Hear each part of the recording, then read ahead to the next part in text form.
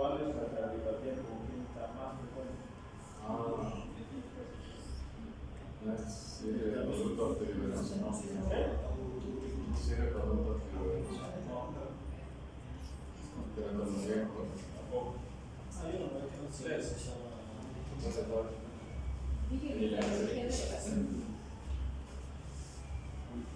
De hecho, muchos jugadores de fútbol quieren aparecer, están en el partido y se ganan y ya. Bueno, se van doble y el paciente ya está frío. ¿Qué cardiopatía es la más frecuente? No,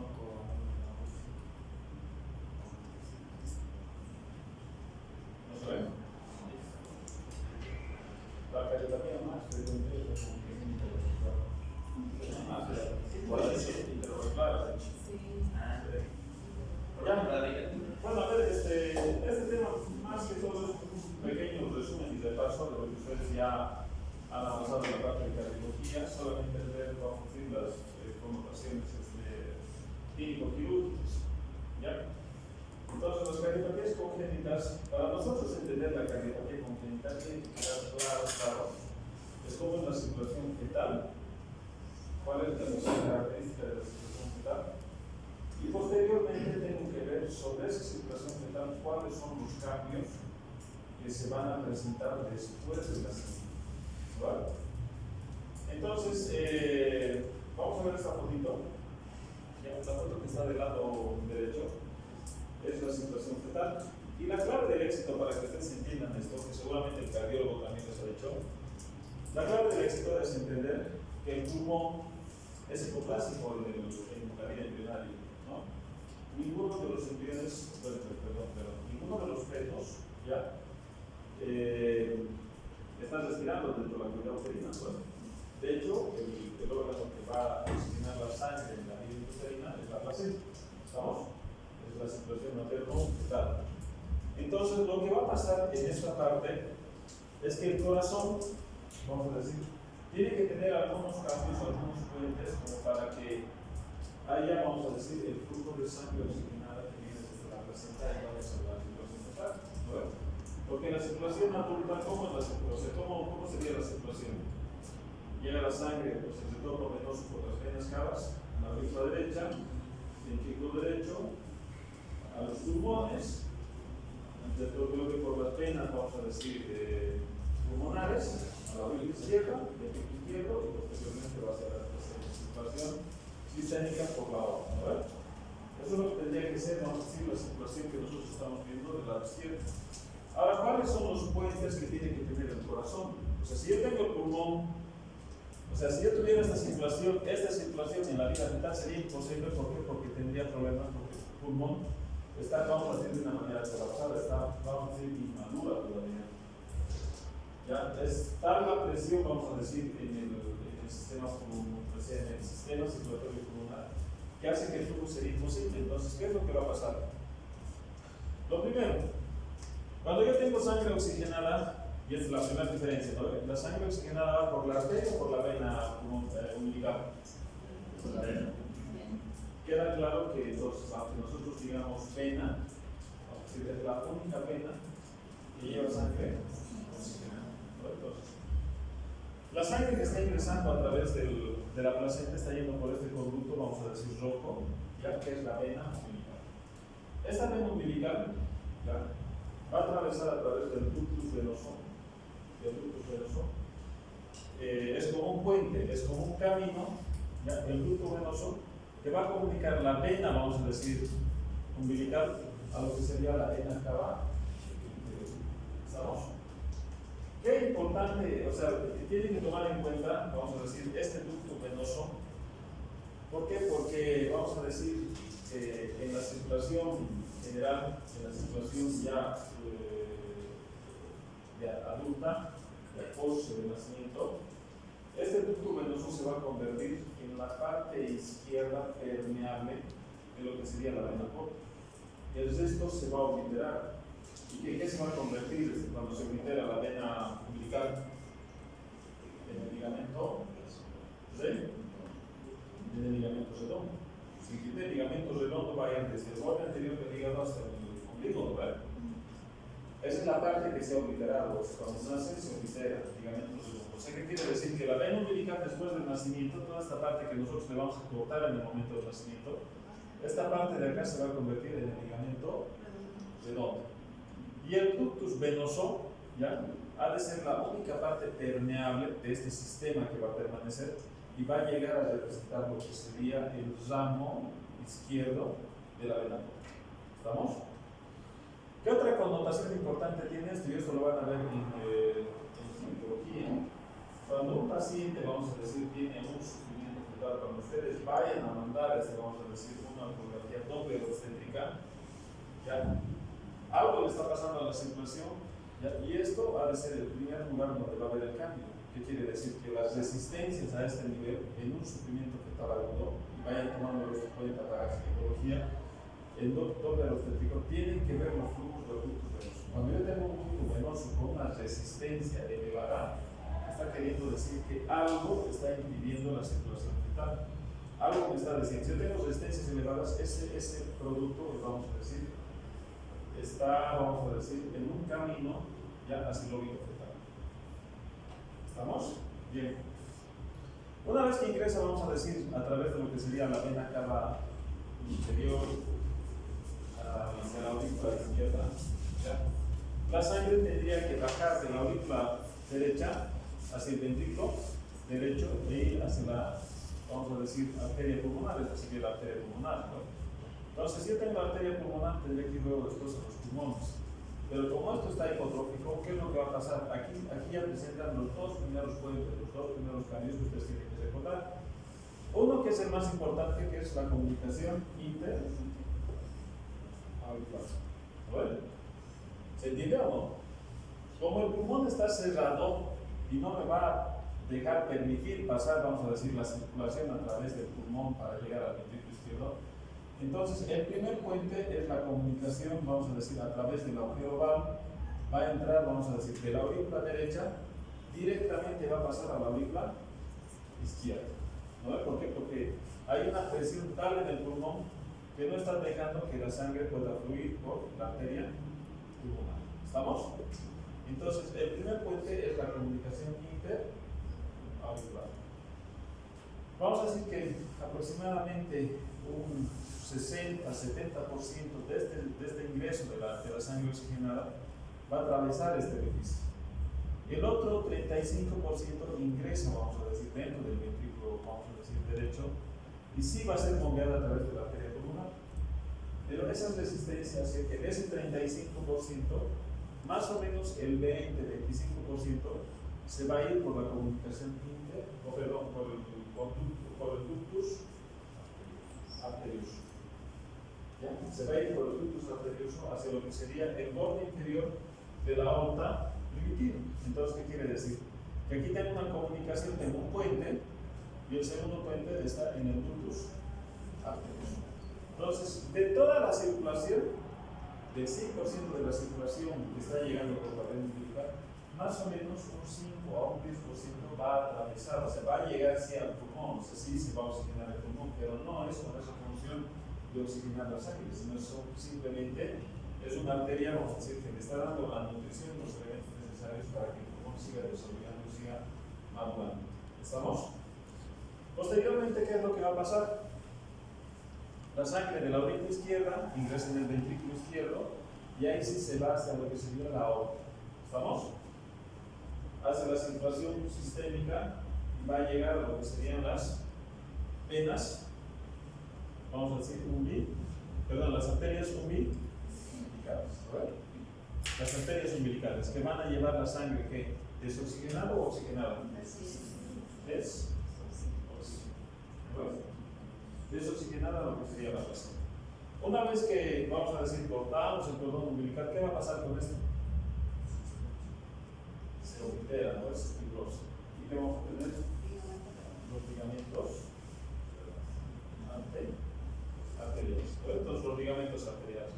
De hecho, ahí, o sea, en esta parte que les acabo de mencionar, está, vamos a decir, el concepto básico que ustedes tienen que tener de los elementos del ombligo que están relacionados con las hernias umbilicales. cervicales. Yo tengo el ligamento redondo y tengo los dos ligamentos arteriales. ¿Estamos? ¿Queda claro esa parte? Sí,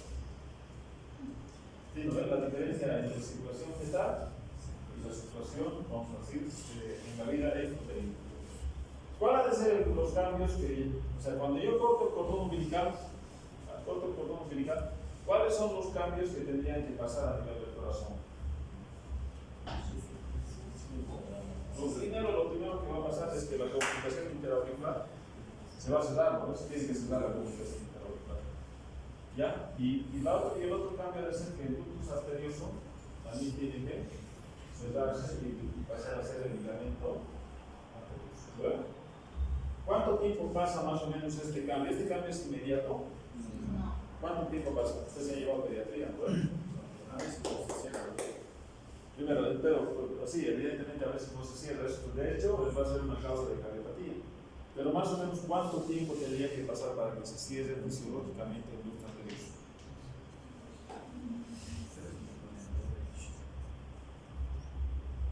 Ya llevó a pediatría, ¿no? No, 60 días, 48 a 72 horas tendría que cerrarse el ligamento arterioso. Más allá, o sea, más de esos días está dando la posibilidad de que ese, vamos a decir, ducto arterioso sea permeable, ya que es otro tipo de cardiopatía. Bueno, entonces esos dos cambios, los dos puentes tendrían que cerrarse, ¿verdad? Bien, perfecto. Entonces, vamos a empezar a ver aquí un poquito de la parte general, ¿ya?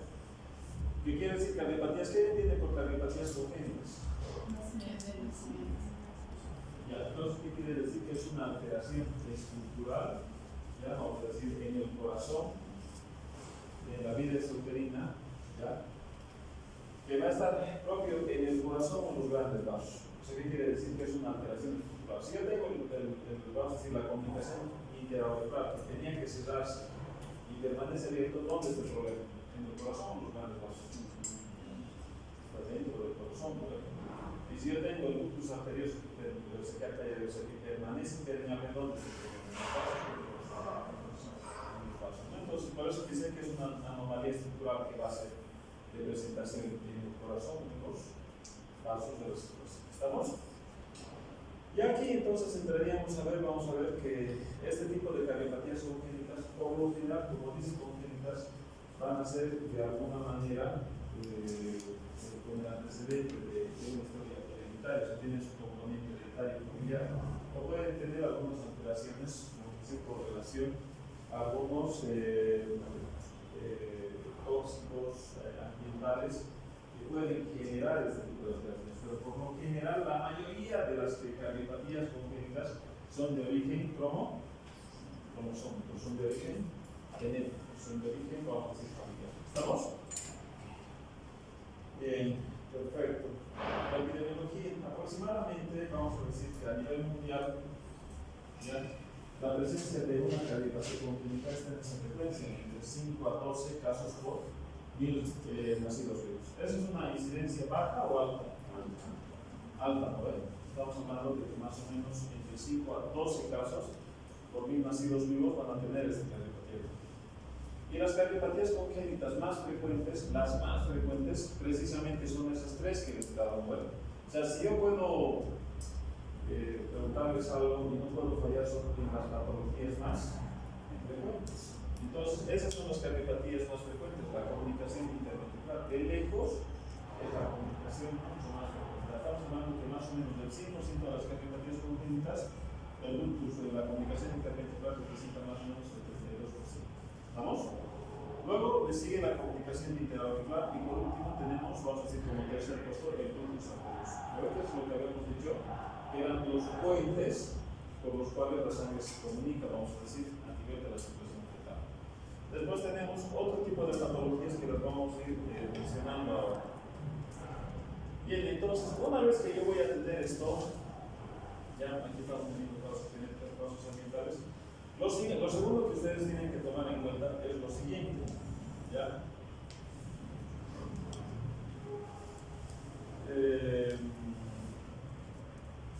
Bueno, entonces, lo segundo que nosotros vamos a la clasificación, hay una clasificación que ustedes tienen que tener en su mente y que no pueden olvidarse. ¿Cómo clasifican las cardiopatías congénitas?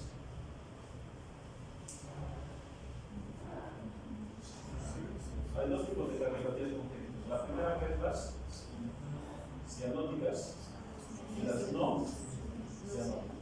Bueno, esa es la clasificación. Yo tengo un paciente que va a venir por lo general.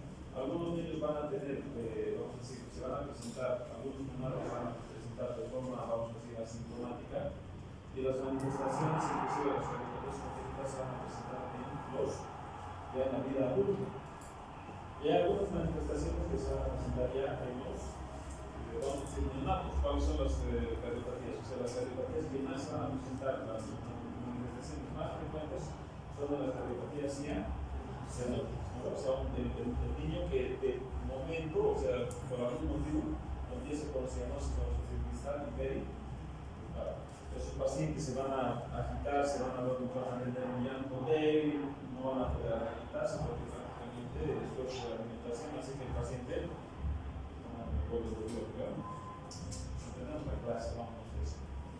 Entonces estos niños se van a manifestar recientemente, ¿por qué? Porque van a tener debilidad, van a tener el problema de que no van a poder ganar peso, ¿ya? Y van a tener alteraciones en el desarrollo y el tamaño. Entonces, esas han de ser las manifestaciones comunes de los cardiopatías. O está sintomático, o el paciente presenta cianosis, o sea, se tiene que dar cuenta por eso, si el paciente tiene cianosis, van a tener debilidad, llanto ronco, alteraciones en la alimentación, ¿ya?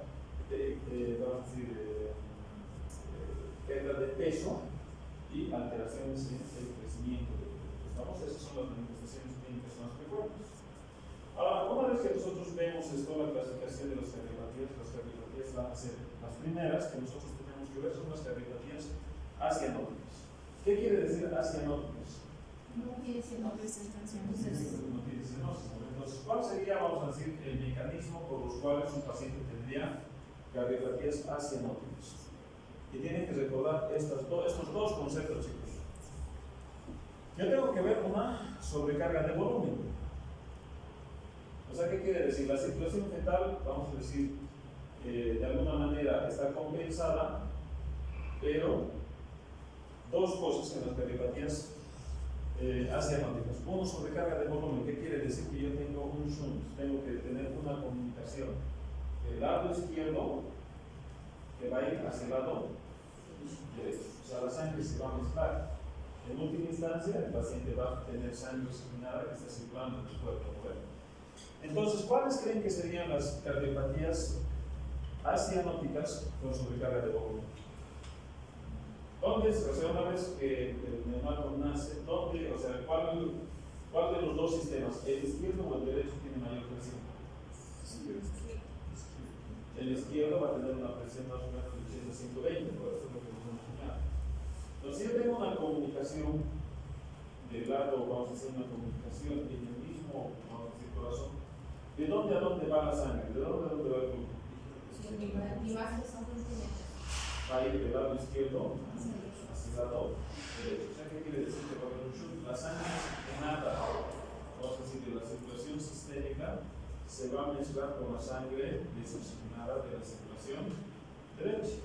Por eso es que el paciente no va a presentar dentro de las manifestaciones clínicas de cianosis, porque es una sangre que se está mezclando. O sea, si yo tengo, vamos a decir, una comunicación, en este caso de interventricular, imagínense, yo tengo aquí sangre oxigenada, parte se va a ir hacia el lado, parte sangre oxigenada y parte va a ir hacia el ventrículo derecho. Y el ventrículo derecho, ¿hacia dónde va a ir? Hacia la arteria pulmonar, se va a oxigenar y vamos a decir que se sigue mezclando la sangre. Pero el paciente, por este porcentaje de sangre que está bombeando el ventrículo izquierdo, va a tener todavía, vamos a decir, sangre oxigenada en la circulación sistémica. ¿Se entiende? O sea, es un efecto shunt el que está, vamos a decir, ocasionando la anomalía. Pero este problema, o sea, no quiere decir que el paciente no va a tener manifestaciones clínicas por el hecho de que se esté oxigenando, sino de hecho, esta sobrecarga de volumen va a tener que ocasionar algunas alteraciones, vamos a decir, dentro de las cámaras cardíacas. Entonces, ¿cuáles serían las comunicaciones con sobrecarga de volumen? ¿Cuáles eran las tres más frecuentes?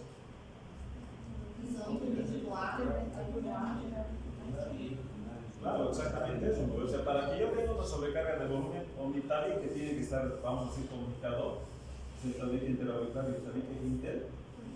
Claro. ¿El ductus cómo va a estar? ¿Va a estar permeable o va a estar cerrado? Y vamos a tener el ductus permeable. Entonces, esas tres patologías, vamos a decir, son las patologías con sobrecarga de volumen. Y el otro tipo de, vamos a decir, de cardiopatías acianóticas se debe a la sobrecarga de presión. ¿Vamos? En el otro había una comunicación entre la cavidad izquierda hacia la cavidad derecha. En este tipo de patologías va a haber un aumento de la presión. ¿Qué quiere decir? Que el flujo normal anterogrado se va a ver alterado. ¿Por qué? Porque va a haber una presión. ¿Y cuáles han de ser esas patologías? ¿Ya?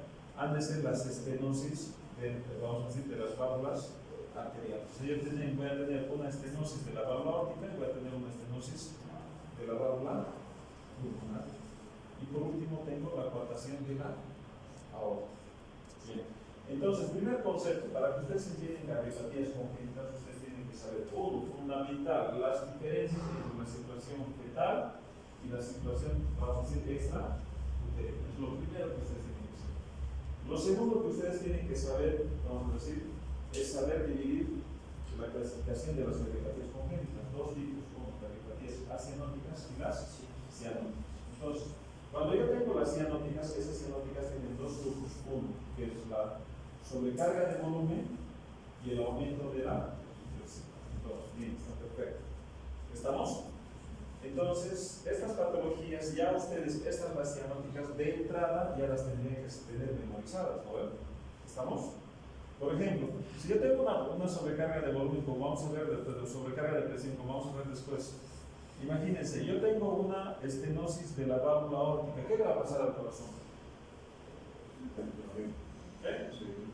Entonces, exacto, es cuando yo tengo una sobrecarga de presión aquí, cuando yo tengo una sobrecarga de presión, yo ustedes en cardiología ustedes han aprendido que vamos a decir, músculo cardíaco o la cámara cardíaca va a tener que hipertrofiarse. ¿Por qué? Porque tiene que hacer mucha más fuerza para vencer la resistencia a la salida, a la puerta. ¿No? ¿Estamos? Este mecanismo de sobrecarga de presión ya les tiene que estar hablando de que en estas patologías va a haber una hipertrofia del músculo cardíaco. ¿Y qué va a pasar en las sobrecargas de volumen? En las sobrecargas de volumen, lo primero que va a haber, vamos a decir, un aumento de la presión retrógrada en la circulación, ¿no? O sea, si yo tengo, vamos a decir, en este caso, ¿no? En las comunicaciones, si yo tengo comunicación interauricular, interventricular, ¿qué es lo que le va a pasar al paciente? Va a tener indubitación yugular, espasmo radial y la presencia de ¿no? Hay aumento de volumen, lo que quiere decir que, vamos a decir, retrógradamente la sangre no está pudiendo circular. ¿Queda claro? Bueno, ¿se entiende hasta ahí? Bien, perfecto. Entonces, en estas patologías, a ver, cambiamos de diapositiva y vamos a ver cuáles serán las patologías por sobrecarga de volumen, porque es lo que nos interesa, que ustedes identifiquen. Acianóticas por sobrecarga de volumen, ¿cuáles son?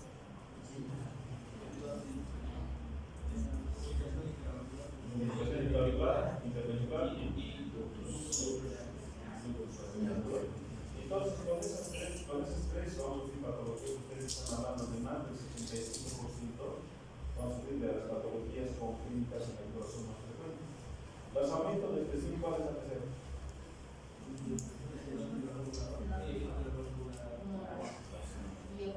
Entonces, ahora la pulmonar y la coartación de la aorta. ¿Qué creen que van a contar ustedes?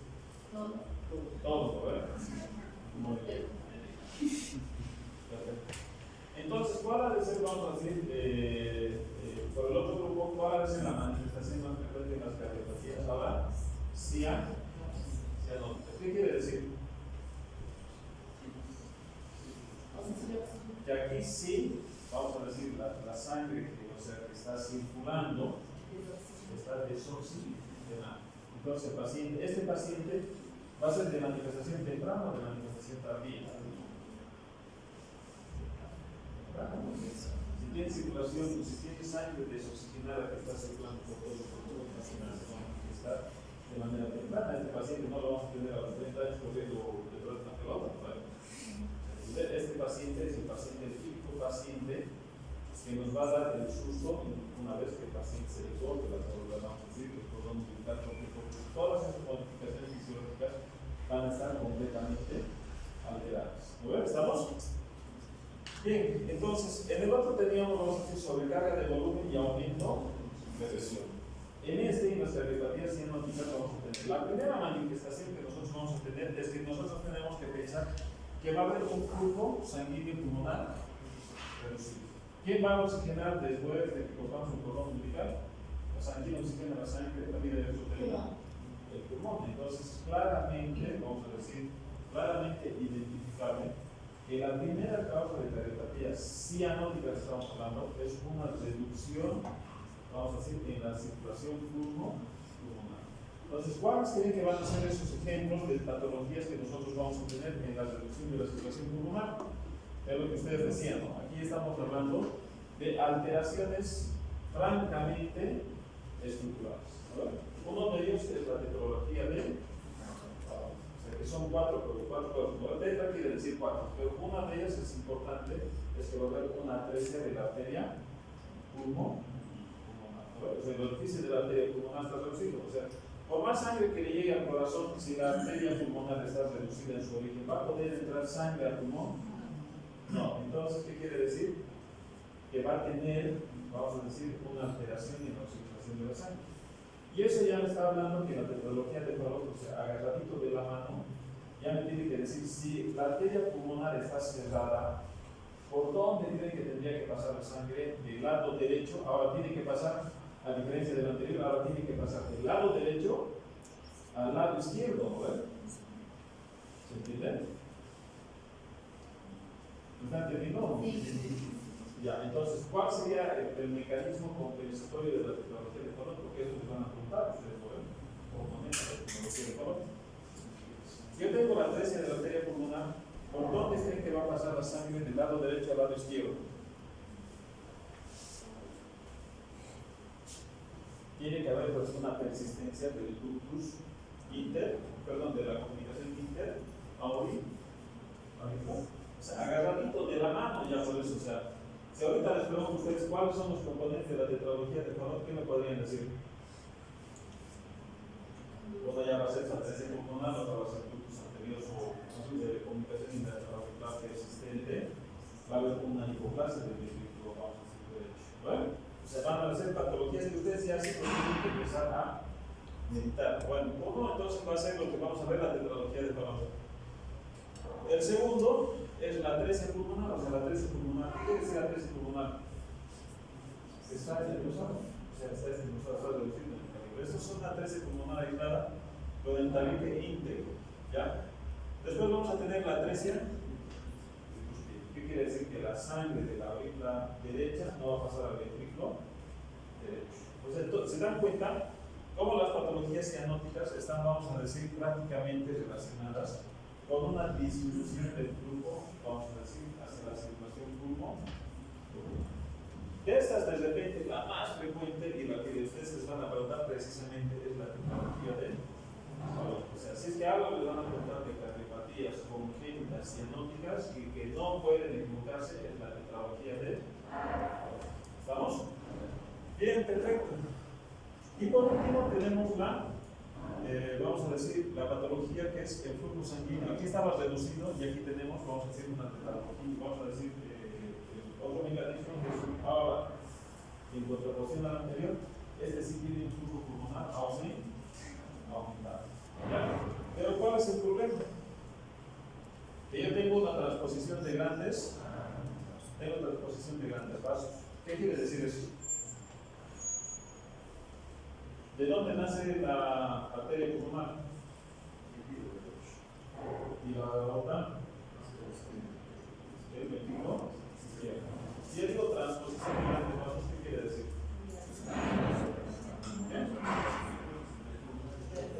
O sea que la aorta ahora nace del ventrículo derecho. ¿Y la arteria pulmonar? Izquierdo. Entonces, si nosotros hacemos, vamos a decir, la hemodinamia del paciente, la sangre desoxigenada llega a la aurícula y de la aurícula va a pasar al ventrículo derecho. Como es transposición, va la sangre desoxigenada directamente pasar hacia la aorta y nos va a llegar sangre desoxigenada a todo el cuerpo. ¿Se entiende? ¿Se entiende por qué va a ser una cianótica? ¿Y por qué tiene flujo pulmonar aumentado?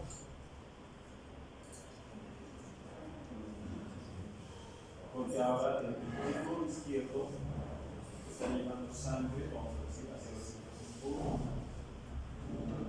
¿Entienden? Bien, perfecto.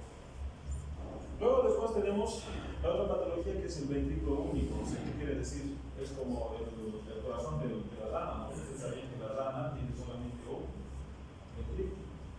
O sea, ¿qué quiere decir? Que la aurícula derecha y la aurícula izquierda están, vamos a decir, separadas, pero ambos van a, vamos a decir, mandar la sangre a un ventrículo único. ¿Estamos? Bien. ¿Queda claro entonces con esto? ¿Sí o no? A ver, entonces, ¿cuáles son, vamos a decir, las patologías de las cardiopatías cianóticas?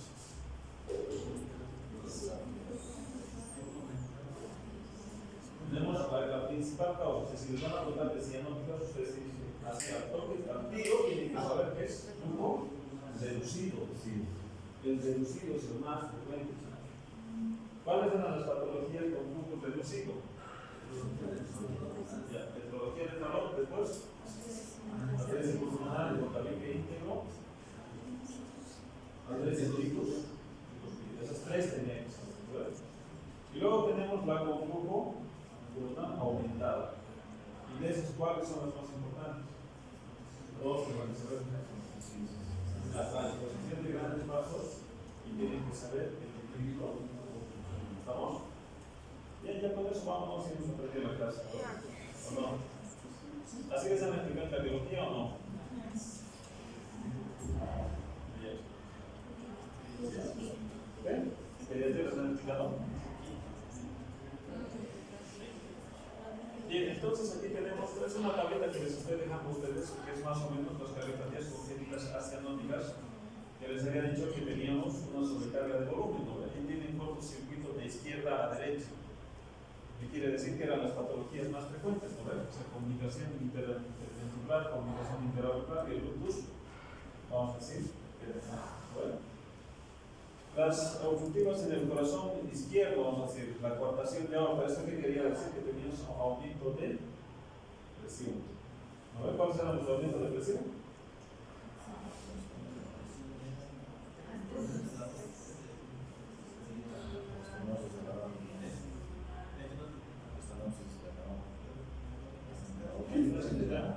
Es que precisamente es ahí cuando ustedes les preguntan en un caso clínico y les dicen, no, es un paciente que tiene, vamos a decir, con una alteración a nivel del corazón, vamos a decir, sin cianosis, entonces ya ustedes tienen que saltar esos nombres. O sea, no se pueden equivocar. Es sobrecarga de presión, estenosis de la válvula aórtica, pulmonar y coartación de la aorta.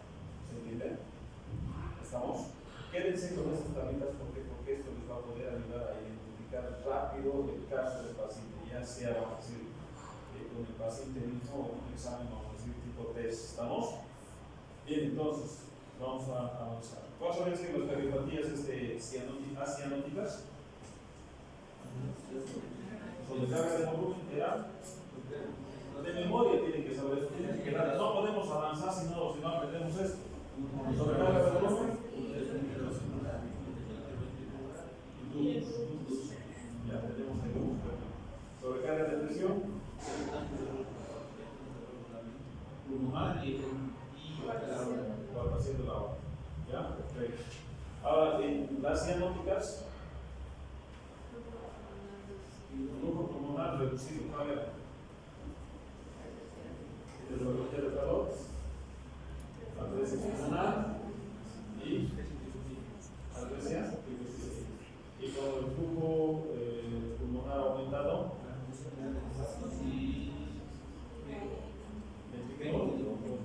¿estamos? Bien, perfecto. Bien. Entonces, ahí está la tablita, el ductus anterior persistente, la comunicación inter.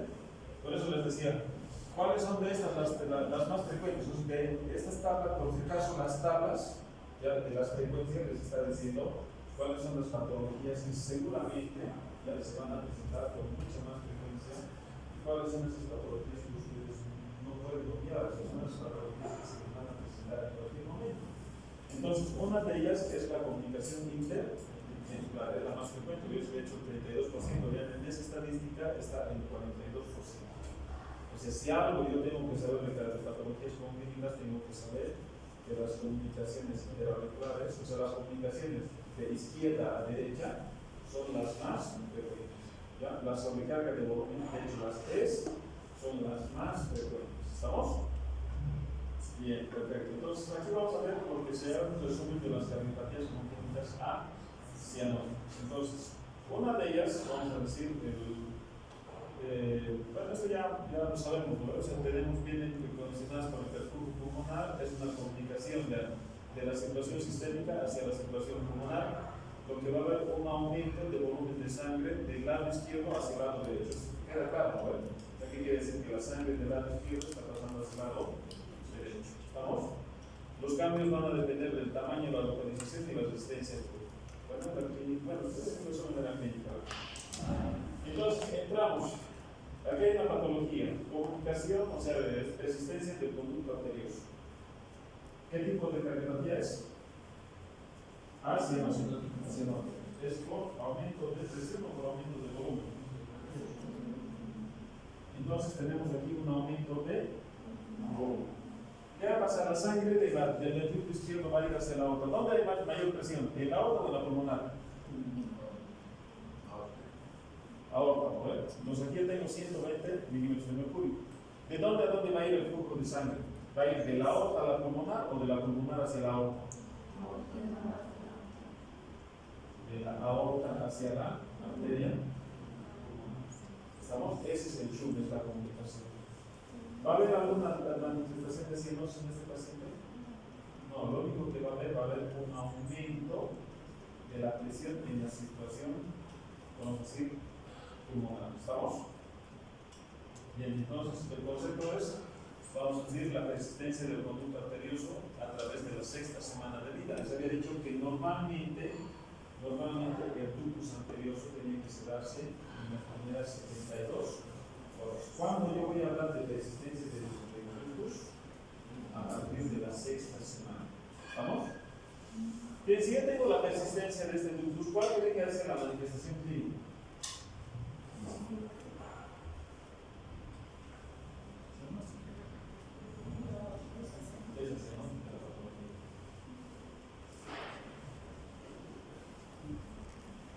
¿Se va a manifestar o no?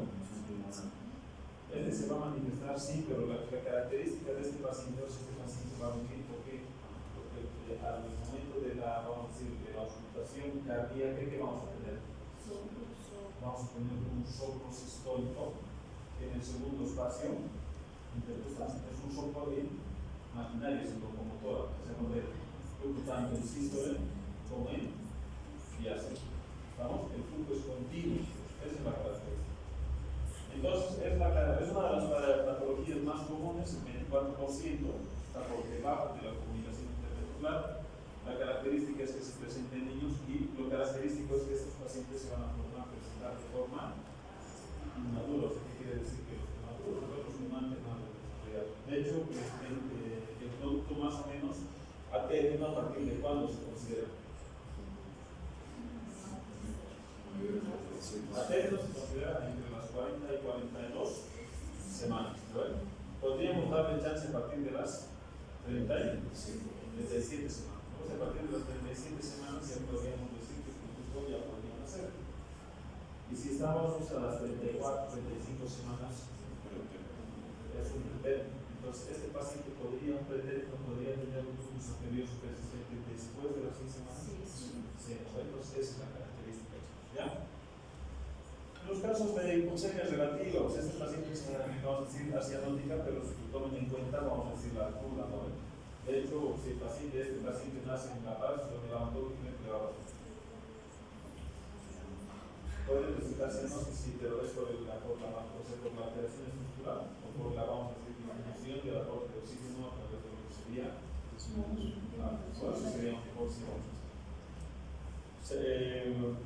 básicamente, o sea, las dos infecciones, las dos patologías que se podrían asociar son la infección materna por rubiola y el síndrome de Down. Bien. Entonces, ¿qué es lo que pasa cuando, vamos a decir, cuando por comunicar lo que tendría que pasar, que en una etapa inicial, vean más o menos entre las 12 y 15 horas, el principal mecanismo tiene que ver con una vasoconstricción de su conducto arterioso. Y posteriormente, ya, en la segunda etapa tiene que haber una proliferación de tejido conectivo. ¿Qué quiere decir? Que aquí estamos, cuando yo digo tejido conectivo, ¿qué estoy diciendo? Que voy a tener colágeno y voy a tener placas de fibrina que me van a cerrar ese tejido. Eso es lo que normalmente fisiológicamente tendría que pasar. Y cuando no pasa eso, ¿qué es lo que le va a pasar? Entonces yo tengo la sangre del ventrículo izquierdo, esto es solamente razonamiento. Cuando yo tengo la contracción del ventrículo izquierdo, ¿hacia dónde va la sangre? Hacia la aorta. Y de la aorta tendría que ir, vamos a decir, hacia la circulación sistémica, ¿no ves? Perfecto, entonces. Cuando yo tengo el ductus arterioso, o sea, permeable, lo que va a pasar es que de la aorta va a haber un flujo de sangre que va a ir hacia la arteria pulmonar. ¿No ves? Y a través de la arteria pulmonar, ¿hacia dónde va a ir? Hacia el pulmón.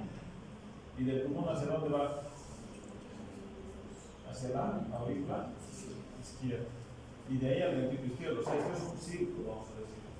¿Qué es lo que le va a ocasionar al paciente? Un aumento, vamos a decir, de la presión, vamos a decir, arterial, del flujo pulmonar. Eso es lo único que va a tener el paciente. De hecho, estos pacientes, si no les cerramos su conducto arterioso, van a desarrollar un síndrome de hipertensión pulmonar. Va a haber una mayor resistencia a la hipertensión pulmonar. O sea, de hecho, en la vida, vamos a decir, en los primeros años, el paciente va a ser asintomático. ¿Cuándo se va a manifestar? En edad adulta. ¿Qué es lo que le va a pasar? Si yo tengo una hipertensión a nivel de la circulación pulmonar, ¿qué es lo que le va a pasar al corazón? ¿Qué es lo que tiene que hacer el corazón para aumentar, vamos a decir, para sobrepasar la resistencia que tiene? Tiene que haber una hipertrofia. Cuando yo tengo una hipertensión sistémica, ¿qué ventrículo se hipertrofia? El izquierdo, ¿verdad? O sea, de hecho, los pacientes con hipertensión sistémica esencial de larga data van a tener datos de cardiopatía por, vamos a decir, hipertrofia del ventrículo de la izquierda. Pero si yo tengo ahora en este caso ahora estamos hablando que yo tengo una hipertensión en la arteria pulmonar, ¿qué le va a pasar al corazón? El paciente va a tener datos de hipertrofia del ventrículo derecho. Vean cómo este paciente, si no lo llegamos a tratar, ya de momento puede, aparte del soplo, ya, que puede presentar el paciente como manifestación clínica esencial, el paciente va a presentar, vamos a decir, a la larga, una hipertrofia del ventrículo derecho. ¿No ven?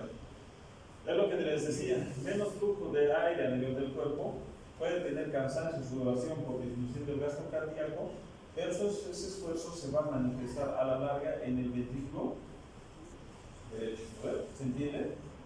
¿Se entiende cómo es un círculo? ¿No ven? O sea, cómo se va a relacionar esta patología. Bien, entonces, ¿cuáles serían los síntomas más frecuentes de este paciente? Hemos dicho que probablemente se presente de manera asintomática. Y a medida que vayan pasando los años, ¿por qué? Porque el neonato, ¿qué es lo que hace el neonato? 28, o sea, póngale 6 meses de vida, ¿qué es lo que hace el niño? Nada. Porque el niño está durmiendo, o sea, tiene algún esfuerzo físico, el niño tiene que salir, poder hacer algo, nada, por eso se debe presentar de manera, vamos a decir, asintomática. Pero ya cuando el niño vaya a la escuela, ya haga ejercicio, ¿qué es lo que le va a pasar? Cansancio, pues lo más frecuente, lo más frecuente es que voy a tener un soplo continuo de eyección, ya os he dicho, un soplo imaginario que va a estar en el segundo espacio intercostal.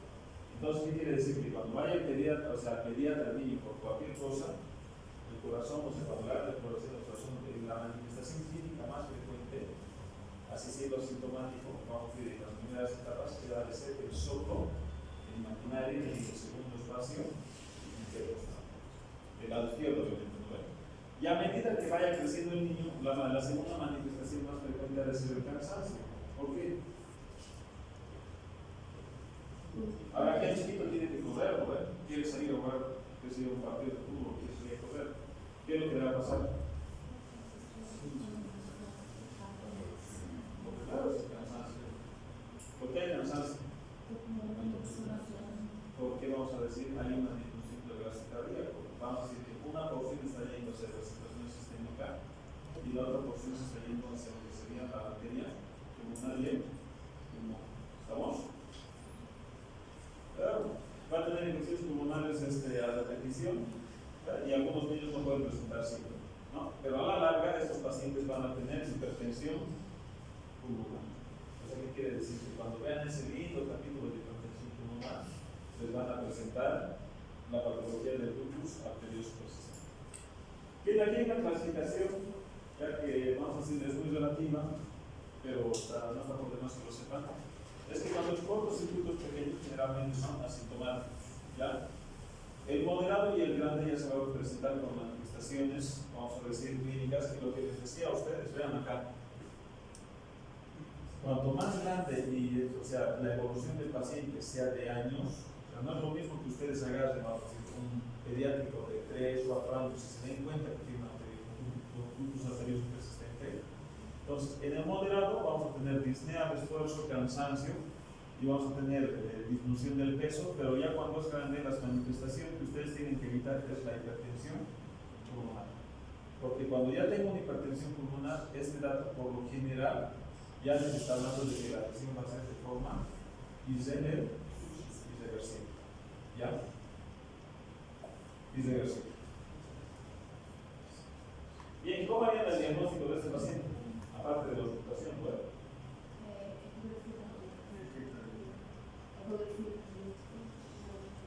Se le van a pedir una radiografía de tórax donde se puede observar una cardiomegalia.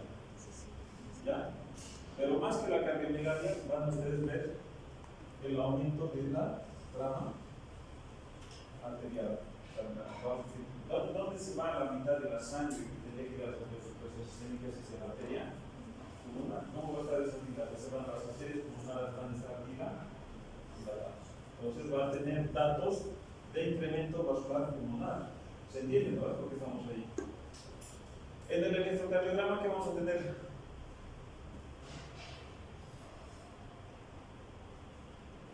¿Hacia dónde se va a manifestar? Hacia el lado derecho. ¿Cuáles son las derivaciones que nos van a manifestar el lado derecho? A nivel del corazón, en el electrocardiograma, ¿dónde tendría que ver? Tengo que ver una R de más de una R con una R de más de un filipolio y qué derivaciones. Yo hablando de hipertrofia ventricular derecha.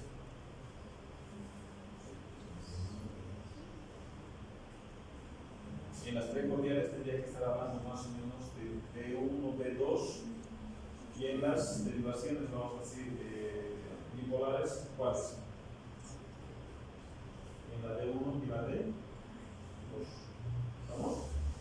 Qué bonito es cardiología, ¿no? ¿O no? Bien. ¿Y cómo vamos a confirmar el diagnóstico? O sea, si nosotros tenemos estos datos, o sea, a nivel de la radiografía voy a tener una, vamos a decir, la trama vascular pulmonar está aumentada y el electrocardiograma vamos a decir, hipertrofia ventricular derecha. El ecocardiograma me tiene que mostrar vamos a decir, el flujo persistente en el ductus y me va a mostrar la hipertensión en la arteria como más sentida. Bien, perfecto. ¿Cuál es el tratamiento? Ya se mostrado. ¿Cuál es el tratamiento? ¿Qué? ¿Cuál hay? Ustedes son farmacólogos. ¿Cuál es el tratamiento de elección? Así, el tratamiento de elección. Pregunta, ustedes se han presentado al examen de residencia, todos han empatado. Todos tienen 99.9, les falta ese 0.1% para que vengo yo y les digo, ya, el que me diga a mí el tratamiento del lupus arterioso entra a la residencia. ¿Cuál es?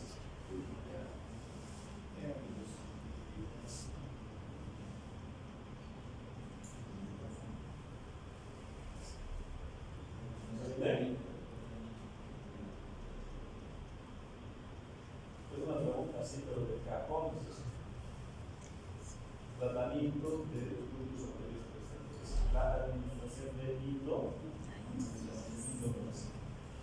Así que ya vayan acordándose en pediatría, ya vayan acordándose en la sala de ginecología, el paciente puede ser prematuro. Estamos diciendo que esta patología es frecuente en pacientes prematuros. ¿Qué es lo que ustedes van a hacer automáticamente para confirmar o descartar esta patología? ¿Qué es lo que tendría que hacer el buen pediatra? Tendría que ir a la auscultación cardíaca, que estamos hablando de prematuro, de 34, 33 semanas. Yo tendría que ver si tiene un soplo a nivel del segundo espacio intercostal del lado izquierdo. Y ese soplo tiene que ser continuo, ¿no? Tiene que ser sistólico y diastólico. Y si yo estoy haciendo el diagnóstico de que el paciente tiene, vamos a decir, el ductus arterioso, ¿qué es lo que ya tendría que estar per se en el tratamiento de ese niño? Tendría que estar pautado la indometacina. La indometacina, que es ese medicamento que exactamente no se ha determinado la causa de por qué este AINE, a diferencia de otros AINEs, este es el que ocasiona vasoconstricción en el conducto arterioso. ¿Estamos? Bien, le he dado indometacina, 34, 35, 36 semanas, 37, ya empieza el paciente a crecer y no se cierra el ductus. ¿Lo dejo o no lo dejo? No. ¿Por qué no lo voy a dejar al paciente con su ductus? Porque en el desarrollo del paciente, aparte de su disminución de peso, o sea, de su ganancia ponderal, de su cansancio, de su disnea, lo que le va a ocasionar al paciente es una hipertensión pulmonar. Y la hipertensión pulmonar, chicos, no es un daño irreversible, ya que va a progresar luego con hipertrofia ventricular derecha. Entonces, nosotros vamos a permitir que un paciente con ductus llegue a una hipertrofia ventricular. No, entonces, ¿cuál sería el tratamiento? Entonces, sí. Hoy en día, el drenaje, o sea, el cierre percutáneo, ya yo voy a canalizar la arteria, vamos a decir, femoral, y voy a ascender por la aorta hasta identificar el orificio del ductus arterioso persistente, y puedo ocasionar, vamos a decir, la aplicación de sustancias esclerosantes o voy a aplicar láser. O sea, voy a frenar la arteria por dentro. ¿Ver? Es como agarrar el bisturí, ponerlo dentro y voy apretando y voy sacando, vamos a decir, el percutáneo, y eso va a hacer que la arteria prácticamente se queme, se haga vasoconstricción y luego haga fibrosis. Hoy en día sería, vamos a decir, el tratamiento es el cierre percutáneo. Anteriormente se hacía así, yo tenía que entrar a hacer una toracotomía o tenía que entrar con la cámara de videotoracoscopía y tenía que ir a poner un clic. Ustedes han visto, vamos a decir, la colestectomía, la paroscopía, yo creo que no se han visto, ¿verdad? ¿Han entrado a las colestectomías laparoscópicas? ¿Sí? ¿Qué es lo que le hace al conducto cístico? Le ponen un clic, ¿verdad? Aproximar y distal o cortar. En este caso es lo mismo, si yo entro a la cirugía por toracoscopía voy a poner un clip que se llama un clip y ya se da esa comunicación. ¿Estamos? Entonces, el ductus arterioso lo tendríamos que dejar o no? No. Entonces es una patología que ya dejamos. O sea, ¿cuál es el pilar fundamental del tratamiento? La indometacina. Paciente prematuro y ya tengo que pensar que le tengo que ir a auscultar el corazón. ¿Bueno? Bien, perfecto. La segunda patología que nosotros vamos a ver el día de hoy es la coartación. Ahora, ¿cianótica o acianótica? ¿Bien? Acianótica. Bueno, acianótica. Solamente con ver ese vamos a decir, ese dibujito que ustedes están viendo, la coartación aórtica, ¿qué quiere decir? Que, o sea, congénitamente hay una reducción del calibre de lo que sería la aorta.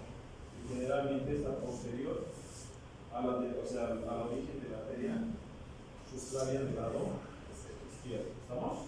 Esa es, vamos a decir, la localización más frecuente. Con solamente ver ese dibujo, ya me están diciendo que es una patología acianótica.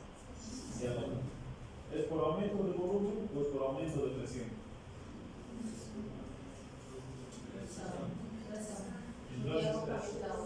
Claro, entonces ahí está la definición. ¿Qué es la cardiopatía? ¿Qué es la coartación aórtica? Es una cardiopatía congénita acianótica por aumento de presión. ¿Dónde se localiza? Posterior al origen de la arteria subclavia. ¿Vale? Y el dibujito se está viendo. ¿Dónde está la arteria subclavia? Ahí sí, como verá que está. Ahí está. Bien, perfecto. Entonces, en el ductus ustedes tienen que ir a apuntar, vamos a decir, la arteria, o el segundo espacio intercostal del lado izquierdo. ¿Qué es lo que tendrían que hacer inmediatamente con este paciente pensando que yo voy a sospechar una coartación aórtica?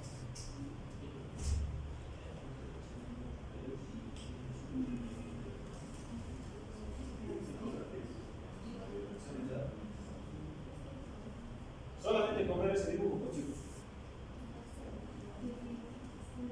que va a haber una diferencia de presión de más de 20 minutos entre la circulación proximal de los brazos y de las extremidades.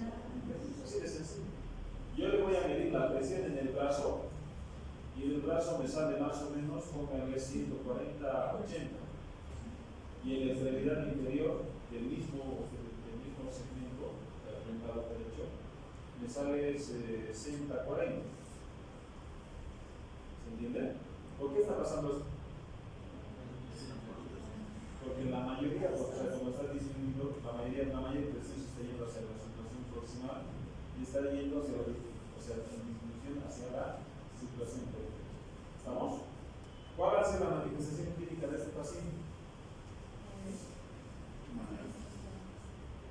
¿Qué?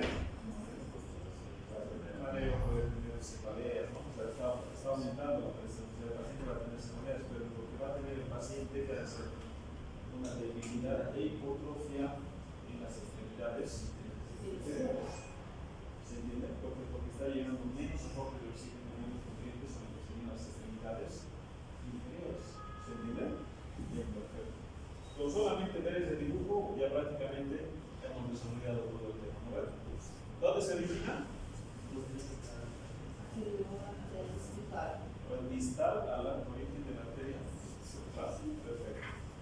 Es un estrechamiento de la arteria aorta que causa una obstrucción al flujo aórtico. Ahí por último, ¿cuál va a ser el mecanismo compensatorio de esta patología? Si lo dejamos así, tiene una coartación aórtica, nunca ha ido el paciente al pediatra, viene con su hipotrofia, cansancio, debilidad en las extremidades inferiores, tiene su cefalea, aumenta la presión proximal. ¿Qué es lo que le va a pasar al paciente? 10 años. Va a tener un hipertrofia del músculo. Si empieza a tener el médico izquierdo, ¿cómo va a ser el gasto cardíaco? Aumentado y disminuido. Aumentado y disminuido.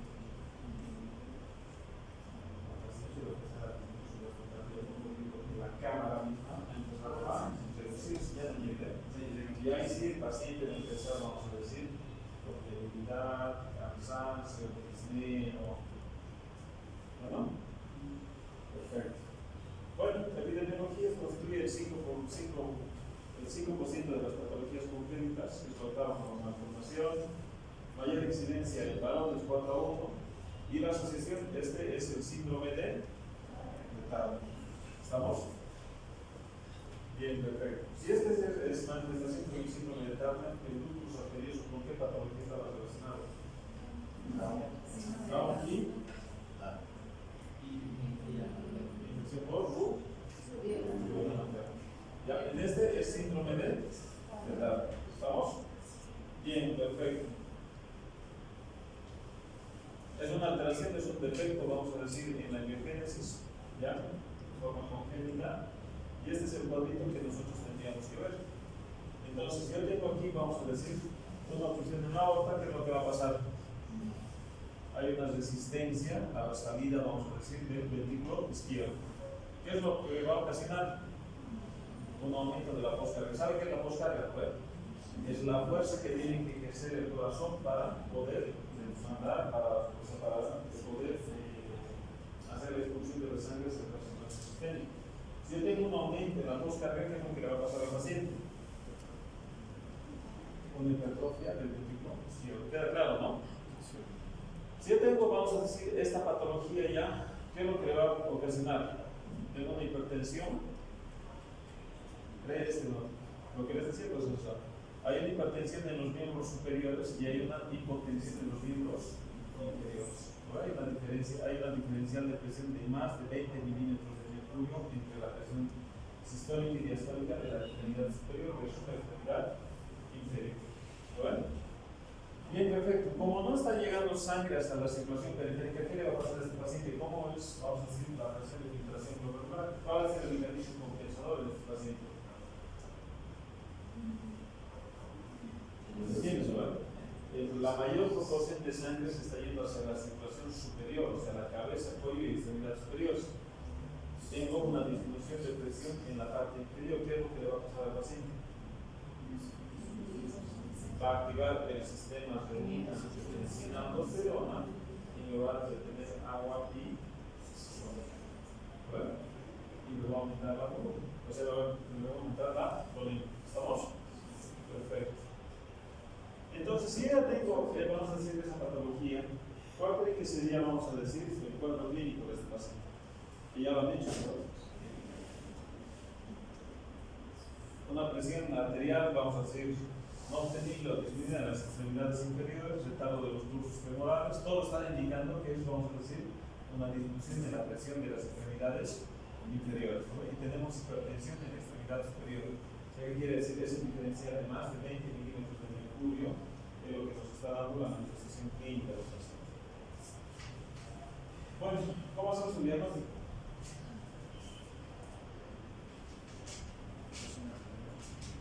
Cuando yo tengo, vamos a decir, este paciente, este es el signo clínico más frecuente, que es el signo de Londres. Entonces, el signo de Londres, ¿qué quiere decir? Ustedes están viendo esta parte de acá, ¿no ven? Tengo una descortadura en el borde inferior de las costillas. ¿Por qué tengo esa descortadura?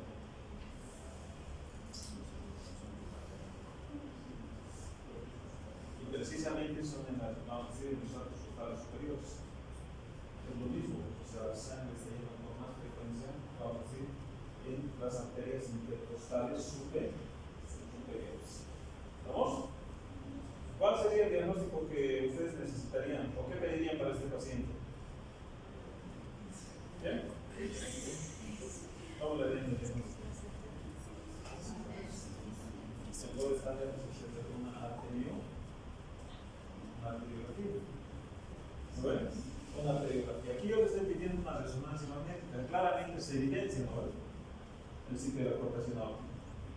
¿Se entiende? Sí, perfecto. ¿Y qué hacen con este paciente? ¿Qué cirugía?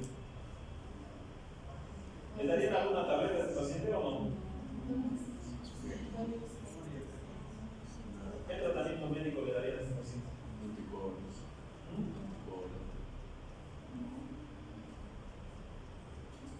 Si disminuía el gasto cardíaco hacia abajo y si aumentaba, o sea, vamos a decir, el sistema renina, angiotensina, aldosterona para el diurético, podría ser, o sea, le vas a detectar el volumen, pero no le vas a hacer tratamiento. El tratamiento sería darle dieta o un ARA. ¿Cuál sería el por excelencia? ¿Y el cartón? ¿Y si el paciente manifiesta tos? Tendría que darle la ARA 2. ¿Cuál será la 2?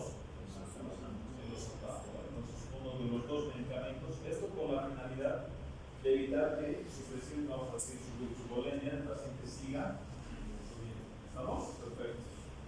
Y luego después, ¿qué le va a ocasionar al paciente? ¿Qué le tendríamos que poner? Si yo tengo una estenosis, imagínense esta lesión, chicos. ¿Qué harían con eso? Entonces, a este paciente se le podría plantear dos cosas. ¿Verdad? Dilatarlo con balón, una dilatación con balón de la estenosis, que por lo general tiene pobres resultados porque a la larga lo único que hace es abrir el vaso y posteriormente, en el lapso de 1 o 2 años, se va a volver a hacer una estenosis. Este es vamos a decir, uno de los efectos que puede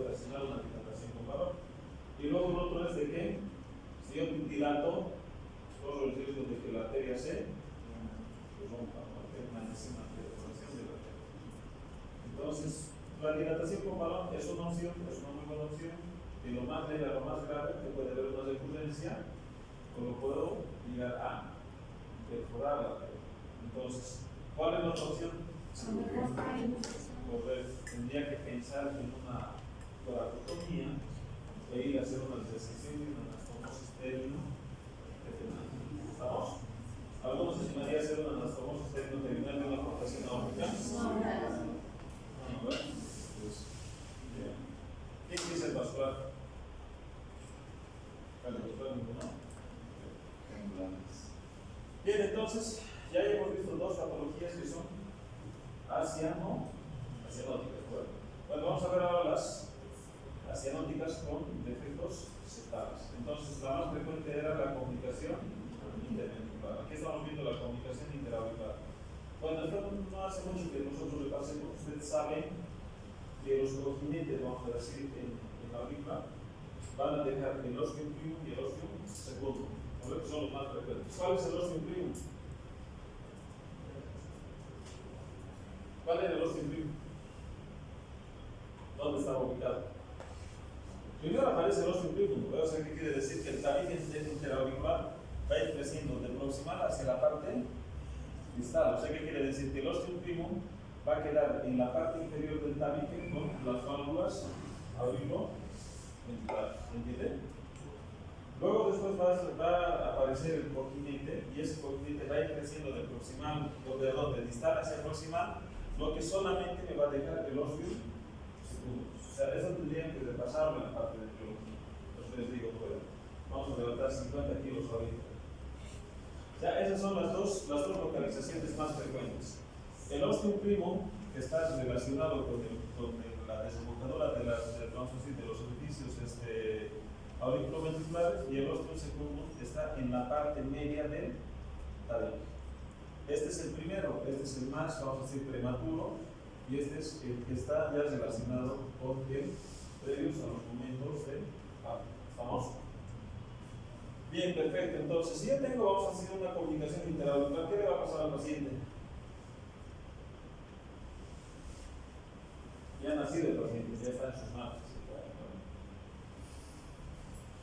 Va a haber un flujo de función de izquierda a derecha. La sangre se está mezclando, es lo mismo que en el, vamos a decir, ductus anterior, se está bajando, se está yendo de la aurícula izquierda hacia la aurícula derecha. Y la circulación continua es lo mismo que vamos a decir que da el ductus anterior. Entonces este paciente va a venir de forma asintomática, va a presentar disnea, va a presentar un gasto cardíaco bajo, debilidad, retardo de crecimiento y disminución, vamos a decir, de la ganancia de peso. ¿Estamos? Perfecto. Bien, ¿cuál es el tipo más frecuente de comunicación interauricular? ¿El ostium primum o el ostium secundum?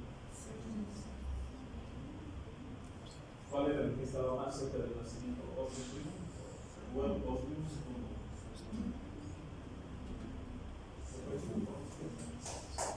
Está por la tabla, está ahí. ¿Dónde está? ¿En la parte baja o en la parte media de la tabique interauricular? Es en la parte media. Les invito a repasar esta biología china. Medio chino solo que ¿verdad? Bien, entonces son proyecciones del foco pulmonar. ¿Dónde está el foco pulmonar? ¿Izquierdo o derecho? Izquierdo, ¿no? La otra está en el lado derecho. Entonces yo voy a tener un surco sistólico o diastólico. Yo voy a tener un surco sistólico, vamos a decir, en el segundo espacio intercostal del lado izquierdo. Bien, lo mismo que les decía, no talla abajo. Si yo tengo, vamos a decir, aumento de volumen, ¿qué es lo que le va a presionar al paciente? Cuando hay una, vamos a decir, hipertensión, el músculo se hipertrofia. Y cuando hay un aumento de volumen, ¿qué es lo que le pasa?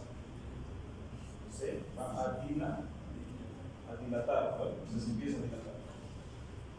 Bien, si entonces digo que tengo una dilatación, ya, en los estudios, ¿qué voy a pensar que voy a tener en una radiografía de tórax?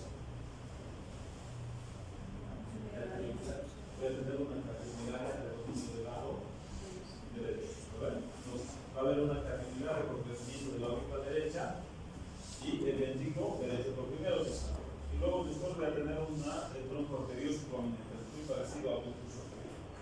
Entonces, ahí está. Yo tengo la radiografía. ¿Qué te parece ese corazoncito? Esas tres cositas tienen que mostrar en la radiografía. Tengo que ver dilatación, vamos a decir, lo que sería la aurícula y el ventrículo derecho. El ventrículo derecho lo voy a ver en una radiografía de tórax. ¿Se ve o no se ve el ventrículo derecho? ¿Sí o no? Voy a mandar acá. ¿Cuál es el signo de que yo tengo un ventrículo derecho aumentado?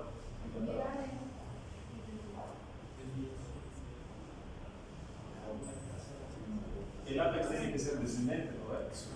Cuando yo tengo, pues vamos a decir un ventrículo derecho, el corazón se horizontaliza, por eso lo voy a ver, por eso esto.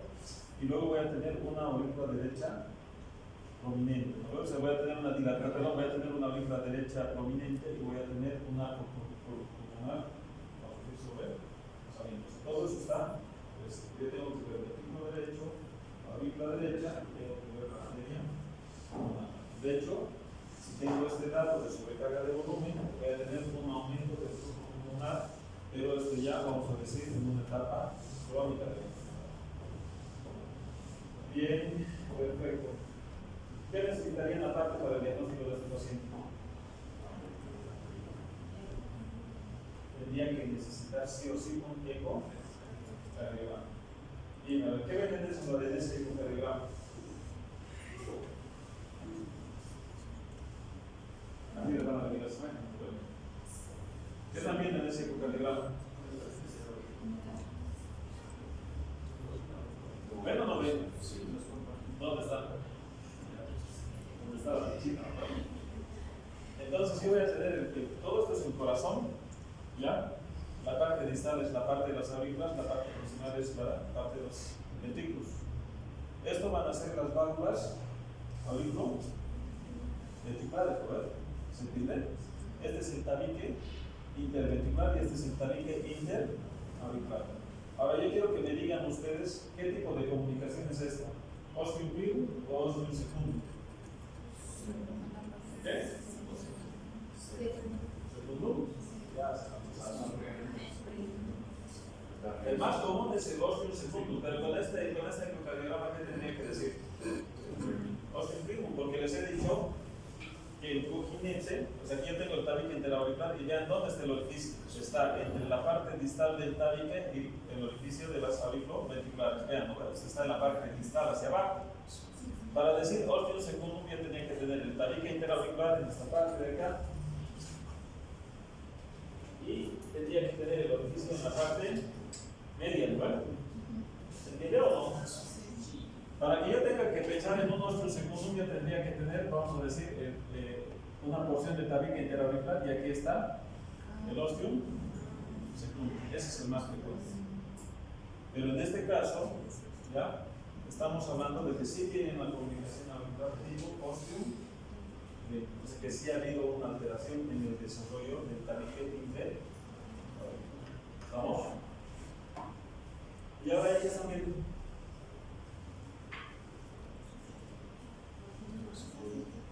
¿Hay una comunicación interauricular, sí o no? ¿Sí o no? Bien, perfecto. Ahora están viendo ahí.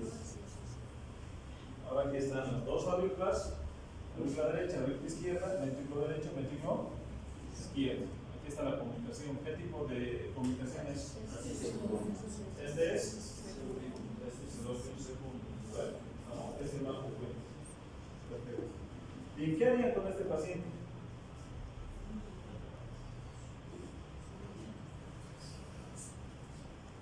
¿Qué harían con este paciente? ¿Lo dejamos o no? ¿Sí o no? El tratamiento de este paciente se ha visto que más o menos, a medida que es como la hernia umbilical, ¿no? La hernia umbilical, a medida que va, vamos a decir, madurando el ciclo del producto, empieza a desarrollar, se cierra de forma espontánea. Más de los 5 años de la hernia umbilical ya tendría que ser quirúrgico. Lo mismo en el tratamiento del ostium, o sea, de la comunicación interauricular, es solamente seguimiento, vamos a decir, hasta los 3 años. Y si no se cierra, vamos a decir, entre el tercer y el quinto año, entonces ese tratamiento va a ser el cierre de la comunicación interauricular. generalmente es percutante, le tienen que colocar un parche, tiene que sellar ese, vamos a decir, ese espacio con una membrana para que esa comunicación se termine bien. ¿Estamos? Bien, perfecto. Bien, pasamos a la siguiente, comunicación interventricular. ¿Cómo la comunicación interventricular? Esta es la más frecuente, ¿no ven? Sí. Bien, perfecto, no vamos a perder tiempo. Aquí ustedes están viendo que la comunicación interventricular puede estar, a ver, el tabique tiene una parte membranosa y tiene una parte muscular, ¿no ven? ¿Sabían eso? Esta comunicación interventricular puede ser única o puede ser múltiple. Yo puedo tener uno, dos o tres orificios acá y están comunicando, vamos a decir, la parte izquierda con la parte derecha. Las manifestaciones clínicas son las mismas. El paciente asintomático, en las primeras etapas, ya cuando el paciente necesita hacer ejercicio, el paciente puede tener o nada, o puede tener tendencia al cansancio, a la debilidad, de hecho, estos pacientes se manifiestan inclusive solamente por la muerte. ¿Ya? ¿Cuál ha de ser el tratamiento de esta patología? Lo mismo que la comunicación interventricular. Yo tengo que hacer el cierre del defecto interventricular. Tengo que colocar un parche en el orificio donde está la comunicación interventricular. ¿Estamos? Bien, perfecto. Radiografía. Esa es la característica de la radiografía. ¿Qué están viendo ahí?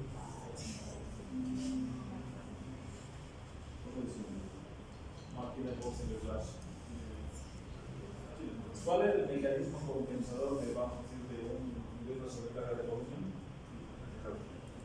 Era dilatación de la cámara. Entonces, ¿qué está pasando ahí? El ventrículo derecho está dilatado, lo que quiere decir que está levantando, está horizontalizando, vamos a decir, el ápice parte de la cámara. ¿Qué harían para confirmar a este paciente? Es así. Estoy sospechando que tiene, vamos a decir, una complicación interventricular. ¿Qué? Le vamos a pedir una ecocardiografía. Y ahora aquí yo tengo, vean, aquí yo tengo la aurícula derecha y tengo la aurícula izquierda. ¿Está comunicado o no? No. Aquí tengo el ventrículo derecho y el ventrículo izquierdo. ¿Hay una comunicación? ¿Dónde está? ¿En la parte muscular o en la parte membranosa? Entonces tengo aquí una comunicación interventricular que es la parte membranosa. O sea, ¿qué quiere decir? Que este flujo está yendo hacia el ventrículo derecho y el ventrículo derecho se va a dilatar. ¿Estamos? De hecho, si ustedes ven la imagen, tendrían que ver una imagen así. ¿Qué les parece? ¿Entienden? Este es el tabique. Y aquí ya tengo un efecto Doppler que está yendo del ventrículo izquierdo hacia el ventrículo derecho. ¿Estamos? El tratamiento de este paciente va a ser típico. ¿Este paciente lo podemos dejar o no? No, este paciente lo podemos operar así, como ves. ¿Por qué? Porque que se dilate la aurícula derecha me va a ocasionar algún problema. No. No va a ocasionar algún problema, pero va a ser más que todo una alteración en el cardiograma. Voy a tener una pequeñada nada más. Pero en el caso del ventrículo derecho, ¿voy a dejar que se me dilate o no? No. Entonces, el paciente lo tiene que operar rápido, ¿no? Perfecto. Bien. Cardiopatías cianóticas. ¿Cuáles son las cardiopatías cianóticas?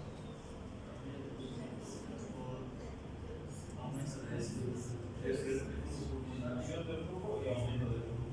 La disminución del flujo era como la atresia pulmonar. ¿Cuántos aquí le dan la atresia pulmonar? Lo que quiere decir, cuando yo tengo una atresia pulmonar, ya el orificio está estenótico, ¿qué va a pasar con ese paciente? Mecanismo compensador. Tengo que tener una hipertrofia del ventrículo izquierdo, derecho. No, perdón. ¿De dónde sale la arteria pulmonar? Del ventrículo derecho. Entonces, si el orificio está cerrado, voy a tener una hipertrofia del ventrículo derecho. Entonces, la característica es esta. Y luego lo segundo, si no está pudiendo pasar la sangre, vamos a decir, a la arteria pulmonar, ¿por dónde va a ir? ¿Por qué es cianótico esto? ¿Por qué? Porque si no está pasando para oxigenar la sangre, entonces, ¿qué quiere decir? Que sí o sí tiene que haber un defecto del tabique interauricular. ¿Qué quiere decir? Que la sangre desoxigenada la estamos mezclando con la sangre parcialmente oxigenada. ¿Se entiende? Por eso es que el paciente va a tener, vamos a decir, una cardiopatía cianótica. Ya, ahí tenemos la epidemiología. ¿Qué harían con este paciente? ¿Qué es lo que tendrían que hacer? En ese paciente tendrían que hacer, tendrían que hacer una reposición de la válvula pulmonar. Tendrían que poner una prótesis a lo que sería la válvula pulmonar. ¿Vamos? ¿Entienden? Bueno, estamos por ahora, ¿no?